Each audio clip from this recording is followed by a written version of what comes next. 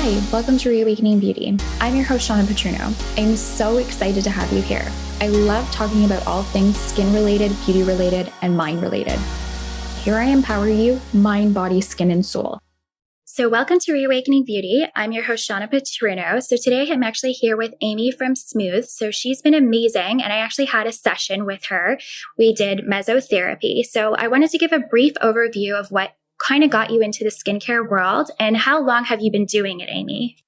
Skincare world, I've been in for 27 years. I've been specializing in the medical functional skincare world for the last 7 years. And yeah, I've been to Saget, Hungary. I've been to Paris to learn more in the medical realm of skincare. And I've been working exclusively with Zeo Skin Health for the last 7 years as well. So That's amazing. So I know a little bit about your expertise. Like, you're very knowledgeable about skincare. So I had the pleasure of coming in and actually doing mesotherapy for you. But a lot of people actually don't know what mesotherapy is. Aimee, can you educate our audience today? What is mesotherapy? yeah, so mesotherapy is when we use microneedling. So we create tiny little injection holes in the skin, or our entry points, and that helps to drive in any of the vitamins or serums that we are wanting to influence within the cells more readily. Okay, so why would someone want to do mesotherapy? I know for myself, I started doing mesotherapy when I was 25, and I know why I started, but I would like to know your expertise. Why would someone want to do it? Well, with mesotherapy, generally I position it for if I want to. It's kind of like when you're doing injections for higher effective concentrations of vitamins throughout the bloodstream. It's the same thing with mesotherapy. You're trying to get higher concentrations of these vitamins or proteins right within the cells so that they're interacting with the receptors and creating change immediately. Okay, that's super cool. So I actually started doing mesotherapy when I was 25 because I started having a little bit of premature aging. So I wanted to kind of change the structure of my skin and actually help it without having to put a bunch of junk in my skin. So with mesotherapy, how do people prep for it? Like, what is the best way to prep for mesotherapy before you start the procedure?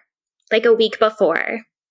Generally, I wouldn't just do a week before. I always make sure that the skin's breathing. And my rule of thumb is to get your skin functioning. And that usually takes about 2 weeks for the skin to really start functioning. So if the skin has been sluggish or just not, my famous saying is your skin needs to breathe.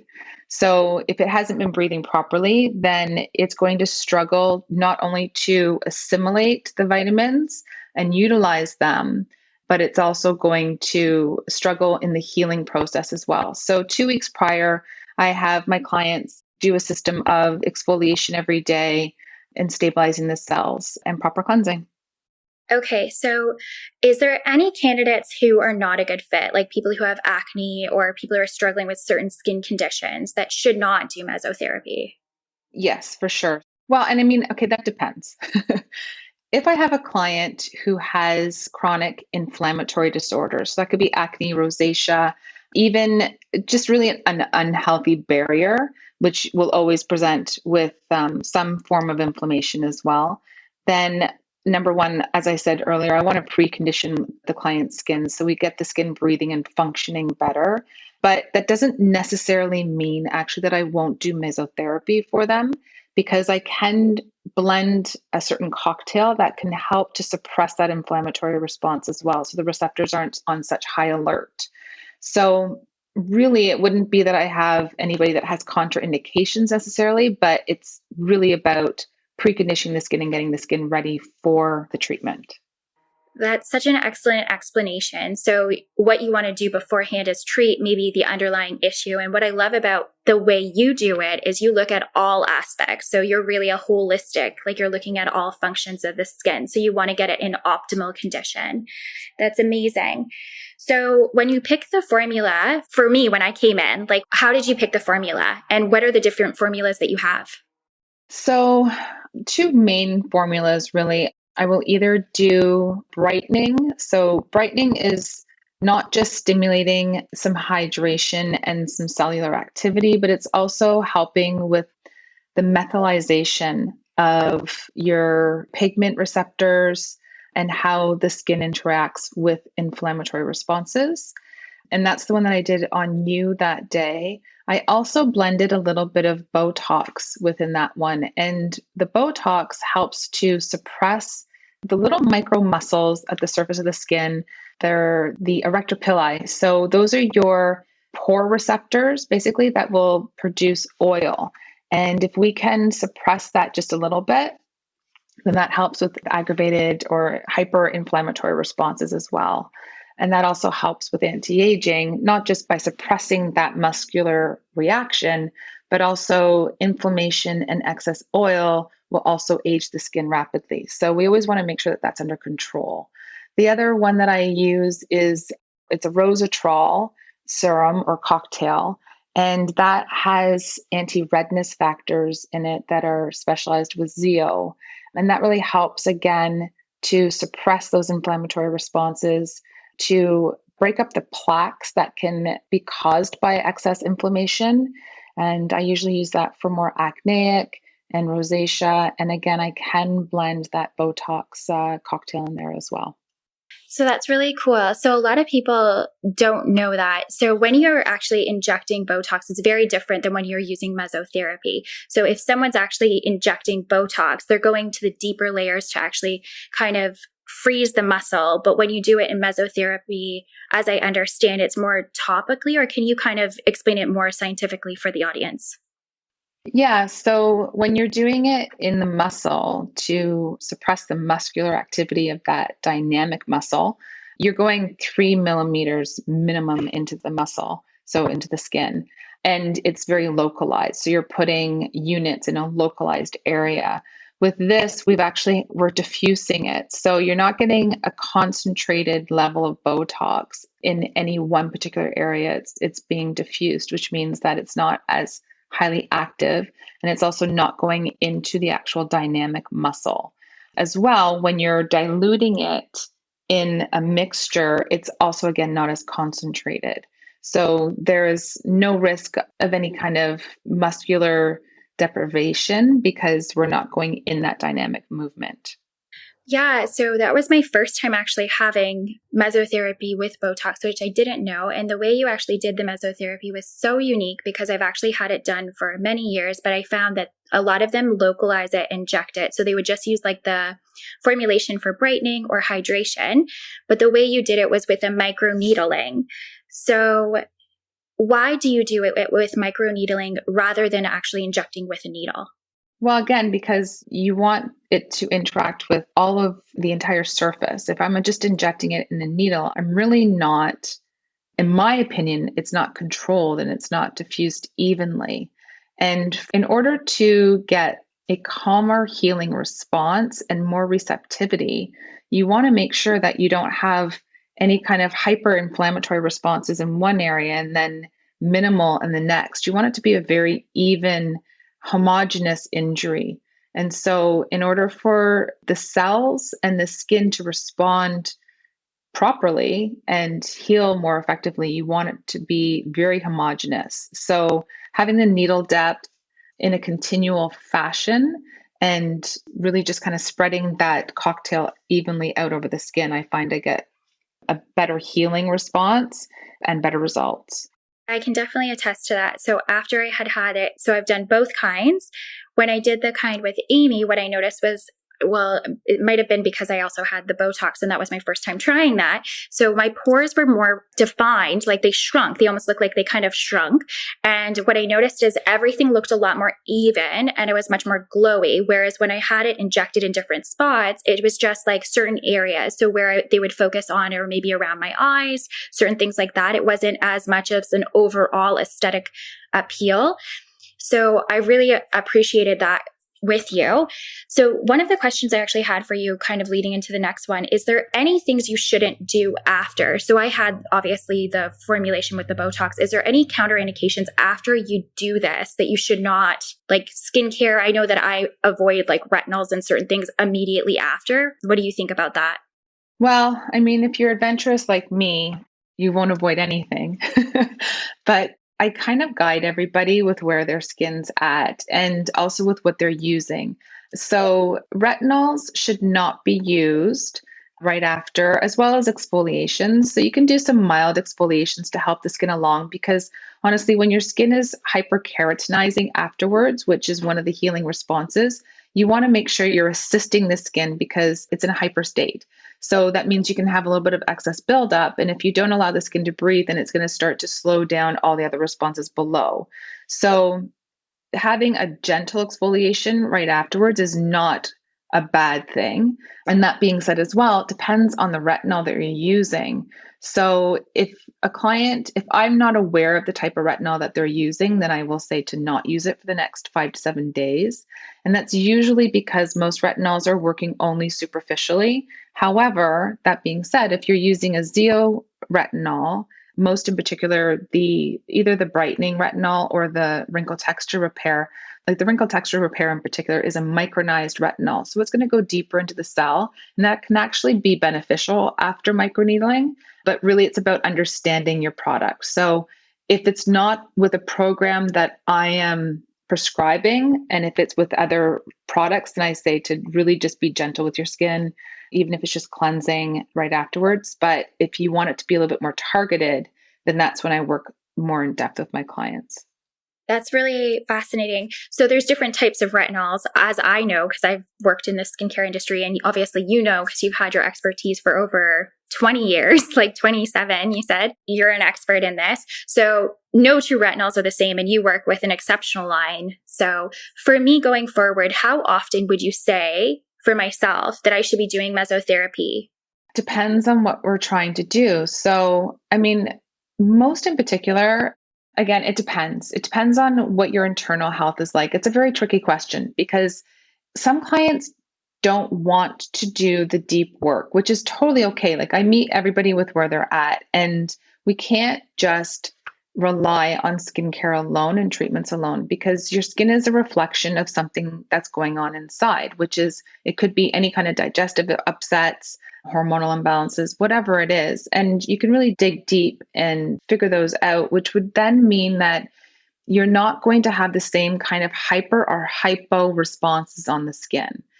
So if that was the case, then I would generally say for health purposes, as in, making sure your skin's functioning properly, you would really only need the mesotherapy 3 times a year at the most. However, if it's more for, I don't really want to do the deeper work inside or whatever it is, you could do the mesotherapy monthly. Really just depends on what our plan is for you. And again, meeting you with where you're at. So yeah, that's the best answer I have for that. So essentially everybody's so unique. And if you're doing like the dietary kind of work and you're working with your hormones and you're understanding your skincare routine, because I think a lot of people, and I want you to speak to this, whether they do Botox and different things or mesotherapy or kind of treatments, they come in, they think it's a one and done, and they slack on their skincare and they slack on their nutrition. Is this something that you see? All the time. And something else that I see all the time as well is that we rely so much on treatments and we want quick fixes, so overnight results.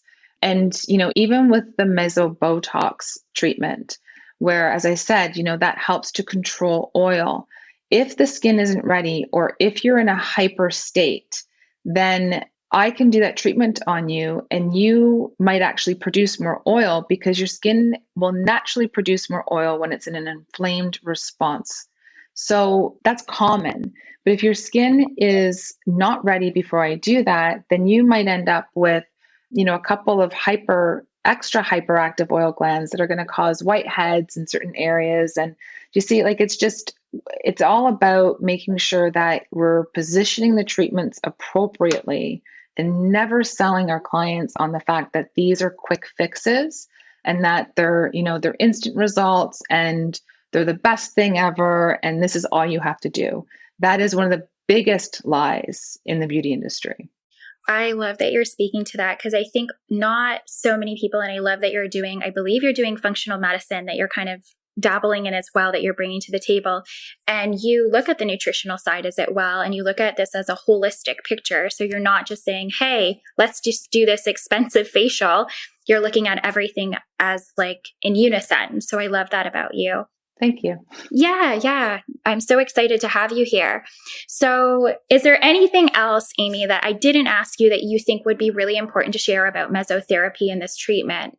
Yeah, well, definitely. You definitely want to make sure that you have done your homework on not just what type of mesotherapy, what type of equipment is being used, but also the background of the practitioner and the environment. And I'm not saying that to be a snob, I'm saying that to be realistic. There are so many misunderstood realities to this industry. And when we're using any kind of needles that are going into the skin, rollers, even for example, if you're getting a treatment with a microneedling roller, those are one-time uses only. And especially when it's a medical grade roller, that's a very expensive treatment. And they're really only used for deep scar tissue. And they should not be used in a mesotherapy treatment at all. So you have to question, number one, cost and put it all together in a logical fashion. If it's a very inexpensive treatment, you have to remember like these are disposables. So consumables, disposables, they cost a lot of money. And if you're not really paying for that, then you don't know exactly where the consumables are coming from. Is it a reputable company? And are they being reused? Are they sterile? There's so many things that you need to really investigate. I think because it's such a trend, I don't think people are actually looking deeper into this issue.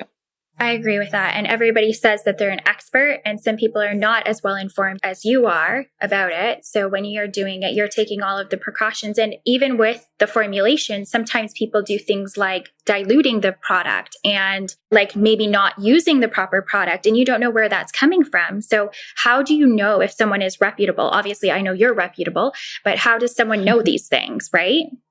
Well, so definitely, I would say don't just follow along with pictures on Facebook or Instagram or Pinterest or anywhere else. I actually find that quite remarkable. Whenever I do a post, I get more likes on a picture of my face than I do on actual information. And so you can't just pick somebody that you think, oh, I'm going to pick them because their picture looks right. You got to look at the information that they're providing. That would be number one. So if you're going to do something like this, go on a reference. And that reference could also be, are they educating you on their platforms? Another thing as well is you can ask. There's no harm in asking, can I see the needle cartridge? And look to see if it's in a sterile pack that's not been opened and that it actually has an expiry date on it and it has a serial number on it. That's super important. You can ask before booking even, what device do you use? As well, when it comes to the formulations, and Shawna, I showed you this, I make a point of showing this to my clients when it's their first one in particular. You want to see that it's actually coming from a Botox vial. And as well, you want to see that that sterile plug is still attached to that Botox vial. That will give you, first off, a better impression, at least, that this is what it is, and that it's also sterile, that it hasn't been tampered with. So the same thing when it comes to the vitamins, with Zeo, with their brightening and their Rosatrol, they come in the same type of sterile package with the sterile plug at the top. And all I do is just insert a needle and extract that way into the syringe. It does not need to be opened. So those are just little tips that I would definitely recommend. So I really appreciate your time today. And I'm trying to think if there's any other questions that I did not ask you. I asked about counterindications. We asked a little bit about, is there anything about the aftercare? We kind of went into that, how you should be using good skincare, but everyone's so unique and different, right? And depends on the results. So obviously having someone that you're working with who's informed about what mesotherapy is and products that are going to work with it to get so I would say, an ideal consultation? And what would you say about that aftercare? Well, definitely consultation is so crucial. If you're getting the treatment done and there's no aftercare really talked about, which honestly happens a lot, you'd be surprised. I would say you don't want a thick moisturizer at all. That's not good for the skin because you're not allowing it to breathe. You do want a water-based formulation and something. So, for example, and I mean, this is just what I work with, so this is what I recommend. But Zeo, as an example, has the hydrating cream, which is it's formulated with hyaluronic salt, not hyaluronic acid. It's not a gel, but it's with hyaluronic salt, which is a very thin lotion almost. It's not even a cream texture. And that works like an electrolyte. It draws water and energy into the cell for the cell to heal properly. So you want to make sure that you're not putting anything heavy on the skin. You want it to still be able to breathe, but you definitely want to make sure that you're increasing the water in those cells for better healing. That's amazing. And also drinking your water as well, making sure you're hydrated on the inside, I assume, as well. So definitely. Yeah. I really appreciate your time. I wanted to ask you a few more questions, but I think I'll save that for another interview. But thank you so much, Aimee, for being on here. And I will leave all your details in the show notes where they can find you. And is there anything that we could say before we sign off? Well, thank you very much for the opportunity. I love being able to get information out, and I love what you do. I think it's so important that we have more leaders in this industry like yourself and like myself that can share true information and really help people along with their beauty needs. Thank you so much, Aimee. You did a fabulous job, and I would highly recommend you guys check out her information. She is always posting amazing stuff, and she gives a lot of background knowledge. So with that, I wish you all the very best, and we'll talk soon. Thank you so much for listening to the latest episode of Reawakening Beauty. Subscribe to the podcast, hear more inspirational stories and tips related to all things mind, beauty, skin, and soul. I also encourage you to check out the show notes for additional information about my guest, the topics discussed during the episode, and of course, more information about me, your host, Shawna Patruno. If you want to be a guest on the show or just want to reach out and say hi, you can reach me on Instagram, LinkedIn, or email. All these details can be found in my show notes. Thank you so much for listening and have an amazing day.